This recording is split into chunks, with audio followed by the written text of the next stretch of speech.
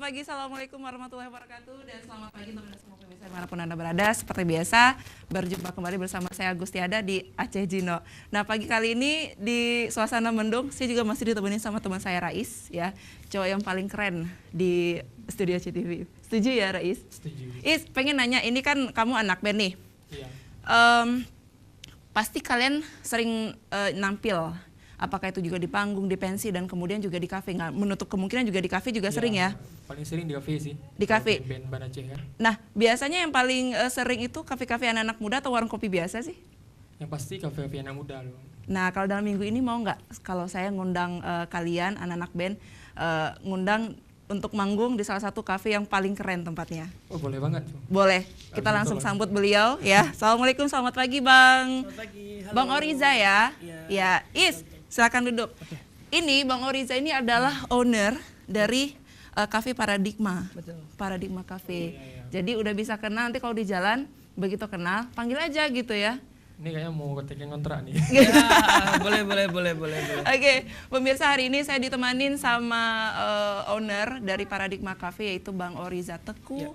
Tuanku Oriza Rizky Malang. Teku Tuanku. Tuanku Oriza. Tuanku Oriza, keren namanya ya. Berarti dari namanya saja kita sudah bisa melihat bahwasanya ini asli dari Aceh. Yap. 100%. Oke, Bang Oriza, kita langsung aja deh next. Awal mulanya untuk berkarir ataupun bukan berkarir sih, membuka usaha ya. Iya. Sebuah kafe ini memang dari dulu sudah ada kafenya atau baru tercetus sekarang kafe tersebut? Ya. Halo pemirsa. Saya pada dulu ketika SMP itu, semenjak SMP saya sering sekali coba-coba bikin usaha kecil-kecilan. Berlanjut juga ke SMA. Memang dari dulu hobi cari duit sepertinya gitu. Saya kerjain apapun gitu. Saya pernah jualan roti bakar di pinggir jalan, jualan cappuccino cincau, antar es sendiri, angkat gerobak sendiri, dan lain-lain gitu. Terus pada tahun kemarin, saya ngobrol sama istri, saya bilang, kayaknya kita udah cukup banyak belajar deh dari hal-hal yang kita lakukan dulu. Yuk kita ambil resiko, yuk kita coba buat kafe yang punya konsep yang menurut saya sepertinya belum ada di Banda Aceh. Oh apa gitu? Jadi kita sempat brainstorming sama istri approve, orang tua juga oke, ya udah kita buka namanya Paradigma Aceh. Gitu. Oke. Nah kemudian sebelumnya nih saat membuka Paradigma Cafe ini, itu kondisi keuangan kalian lagi gimana nih? Standar, bawah atau menengah ke atas? Oh, kayaknya standar. Soalnya kan untuk buka sebuah kafe yang luar biasa konsepnya, kayaknya memang sudah tertata ini ya. Iya, betul. Membutuhkan banyak sekali dana ya. Iya, sebenarnya sih kita saya ini bertaruh sebenarnya. Bertaruh, jadi saya pakai uang tabungan. Saya prinsipnya begini, ketika saya buat sesuatu saya nggak mau tanggung-tanggung. Gitu. Jadi ketika saya punya ide, punya konsep itu harus jalan dan blek jadi gitu. Oke, dan respon dari masyarakat juga luar biasa ya. Alhamdulillah, kita baru buka 15 hari. Wow. Memang ini terhitung baru sekali, tapi saya kan selalu coba edarkan guest comment. Setiap pengunjung yang datang, mau teman-teman dekat atau tidak kenal sama sekali, saya selalu edarkan guest comment. So far ini responnya positif gitu. Mereka appreciate terhadap service kita, kebersihan kita, food, drink kita juga mereka suka gitu. Punya pengalaman sebelumnya nggak sih dalam soal masak-memasak sebagai chef atau gimana?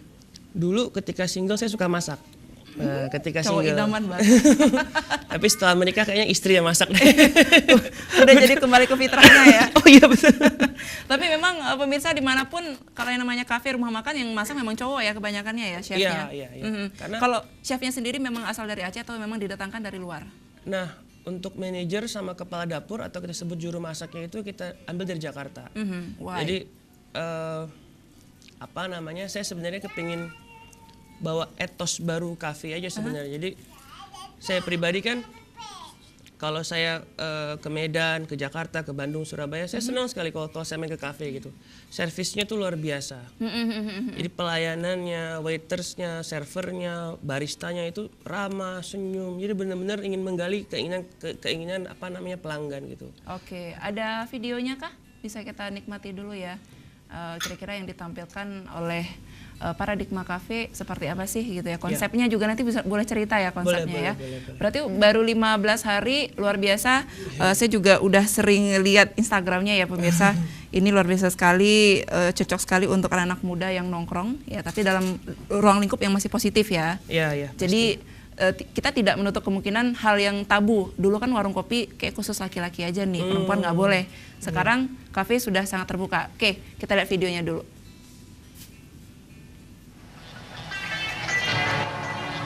Ini waktu opening. Itu kepala siapa? Ayah.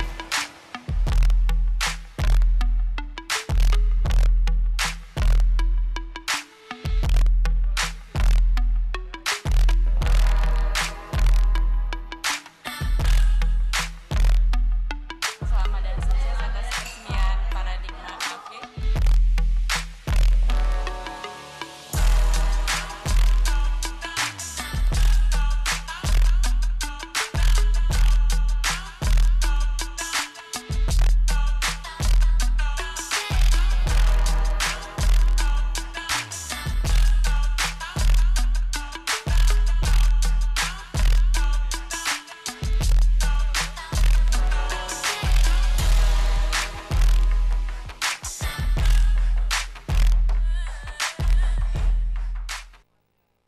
Wow, luar biasa sekali. Emang kelihatan dari video tadi udah berkelas juga ya.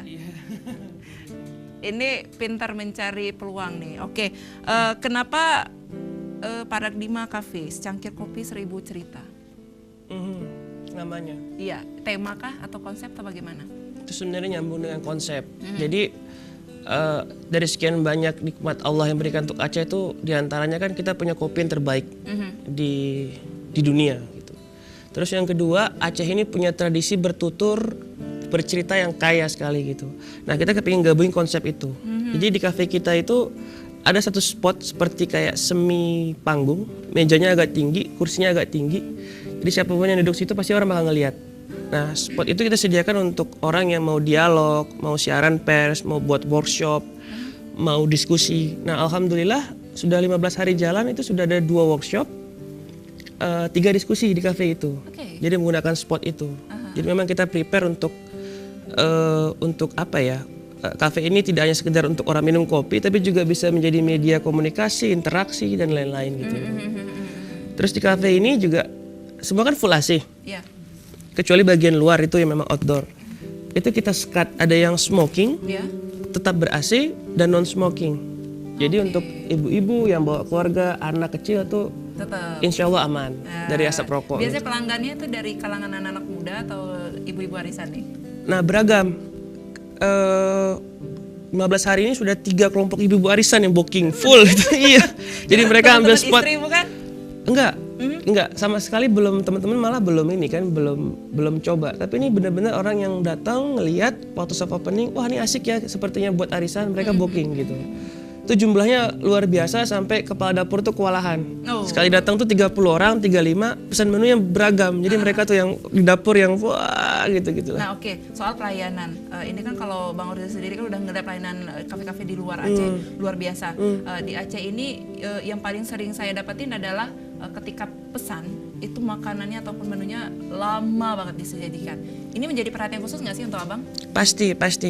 Jadi kita itu di dapur tuh ada timekeeper. Jadi saya bilang sama teman-teman, makanan itu kalau enak nggak enak itu relatif, minuman enak nggak enak tuh relatif. Tapi service yang baik itu mutlak. Kita punya indikatornya. Bagaimana cara take order, berapa durasi lama makanan, bagaimana cara menyajikan minuman, bagaimana cara nganter bill, ngambil bill. Itu semua tuh kita pakai SOP. Karena saya pribadi menaruh perhatian khusus untuk service. Karena seperti pengalaman banyak orang, kalau kita mau jujur nih, misalnya saya kan orang Aceh juga gitu. Nah, sepertinya kalau di Aceh ini kan service itu menjadi nomor kesekian gitu. Saya nggak ngerti di mana salahnya, apakah kita tidak terbiasa melayani atau terlalu gengsi untuk melayani sepenuh hati gitu kan. Saya buat teman-teman itu di kafe gini, kalau di Paradigma itu kita nggak sebut karyawan, tapi kita sebut tim. Jadi teman-teman tim ini saya didik, mereka terus melayani dengan sepenuh hati. Siapapun yang datang masuk ke pintu kafe, dia itu adalah raja, dia tamu istimewa, dan dia orang penting, siapapun gitu. Oke, untuk yang datang misalkan rame-rame dalam jumlah yang besar itu harus booking dulu atau gimana sih? Biasanya mereka reserve dulu. Oke. Iya, reserve dulu. Pengen nanya nih, ada yang mahasiswa yang kadang kantongnya juga pas-pasan, pengen nanya, untuk harga menunya seperti apa sih, standar atau gimana? Standar anak kuliahan gak sih? Saya pikir masih masuk dalam kelas mahasiswa. Misalnya kita punya menu ketoprak, itu cuma 15.000 loh. Ketoprak. Jadi nggak jauh beda. Iya, jadi 15.000 dengan suasana yang berbeda, saya pikir itu masih masuk akal lah. Gitu. Iya. Rasanya pun kalau beberapa ibu-ibu yang coba dan komen teman-teman itu oke lah. Kalau menu pagi ada nggak? Kita buka dari jam 12. Oh, bukanya dari jam 12. Iya, close order terakhir jam 11 malam. Saya sempat ngeliat kayak ada yang menu lontong, bener nggak sih? Itu ketoprak mungkin. Ketoprak ya, Iya. ketoprak. Oke, menunya banyak khas dari Aceh juga ada, seperti misalkan kuah belangong nih. Belum masuk. Tapi next time mungkin bisa disampaikan Mungkin. di menunya. Tergantung demand customernya. Gitu. Oke, nah didatangkan langsung dari Jakarta chefnya, juru masaknya.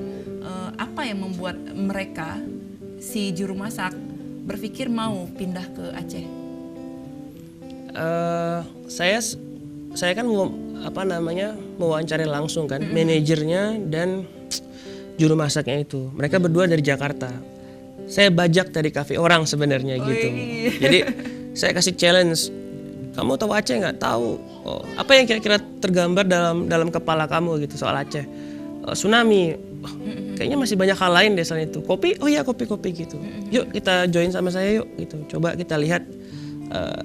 Coba kamu lihatlah Aceh dari dekat seperti apa gitu. Ya alhamdulillah dia juga mau, mereka setuju dan mereka move ke kemari gitu. Oh luar biasa sekali. Ada berapa sih timnya yang ada di Paradigma Cafe? Ada 12. 12. Ya, 12. Perempuan juga ada ya? Perempuan ada 3 orang, sisanya laki-laki. Oke, bukanya dari jam berapa? Jam 12 sampai? Jam 12 siang sampai close order terakhir itu jam 11 malam. Jam 11 Kalau malam. weekend jam 12 malam. Oke, jadi juga bisa untuk selain juga duduk nongkrong, bikin tugas sama teman-teman, Ya. untuk arisan juga dan juga untuk meeting juga bisa ya. Kebetulan kita di lantai 2 kita siapkan ruang meeting juga. Fasilitasnya? Itu sudah tinggal datang, duduk dan meeting. Jadi infokus, plano, speaker itu sudah ready semua gitu. Kapasitas idealnya itu 20, maksimal itu bisa sampai 29. Boleh cerita nggak menu yang paling sering di request sama pelanggan? Tongseng. Tongseng. Iya. Serius? Tongseng. Aceh, tongseng. Iya. Tongseng sama ketoprak itu stoknya pasti selalu lebih di dapur karena Kalau favorit andalan? ordernya selalu banyak. Ordernya selalu banyak. Keren sekali. Nah, kenapa harus memilih Paradigma Cafe? Kenapa nggak cafe lain? Jadi apa sih yang kelebihan dari Paradigma Cafe ini? Pertama servis. Jadi kita kepingin orang yang datang itu tidak hanya membeli makanan tapi juga membeli servis dan suasana.